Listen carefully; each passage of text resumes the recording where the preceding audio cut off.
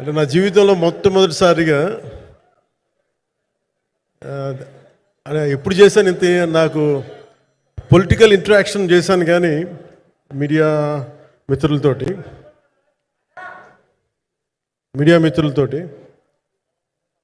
Cinema పరంగా నేను ఎప్పుడు ఆలోచించలేదు, ఎప్పుడు నాకు చేయలేదు. ఫస్ట్ టైం మొదటిసారి నేను ఎప్పుడు కొంచెం మొహాట పడతాను మాట్లాడటానికి సినిమాకి సంబంధించినంత వరకు. ఇక్కడ సినిమాని ఎలా ప్రమోట్ చేసుకోవాలో నాకు తెలియదు.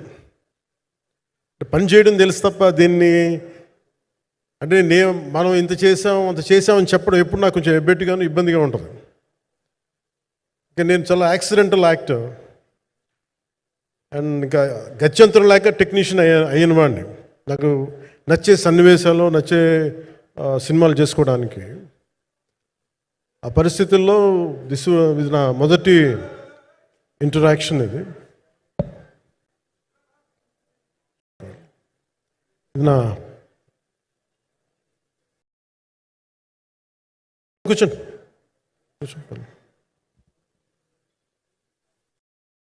రథం గారు వస్తారా? ఇదంతా చేయడానికి, మీడియా మాట్లాడడానికి ఇదేదో నాకు పొగరు అహంకారం ఏం కాదు.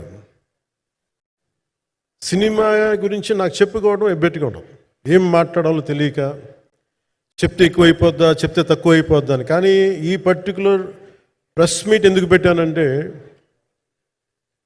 ఏం రత్నం గారి కోసం పెట్టాను. అంటే సినిమా బతకాలి అంటే ఈవినింగ్ ఆడియో ఫంక్షన్ పెట్టుకొని మళ్ళీ ప్రెస్ మీట్ దేనికంటే మళ్ళీ నాకు మీతో ఇంటరాక్ట్ అయ్యే అవసరం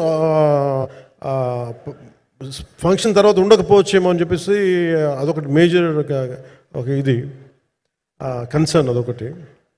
అంటే రత్నం గారు అంటే ఈవినింగ్ చెప్దాం అనుకున్నా, బట్ స్టిల్ ఇప్పుడే చెప్పేస్తున్నాను ఈ మాట. త్రివిక్రమ్ గారు రాసిన ఒక డైలాగు అజ్ఞాతవాసిలో, ఒక చిన్నపాటి సౌకర్యం కోసం, ఇక్కడ మీరు కూర్చున్న ఒక చిన్నపాటి కుర్చీ కోసం ఒక యుద్ధమే చేయాల్సి వస్తుంది.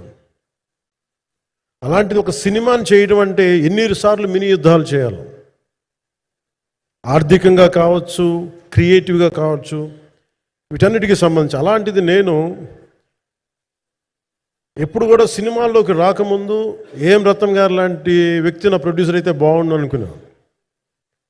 భారతదేశానికి పాన్ ఇండియా సినిమాని, ముఖ్యంగా రీజనల్ సినిమాని జాతీయ స్థాయిలో తీసుకెళ్లిన వ్యక్తి ఆయన.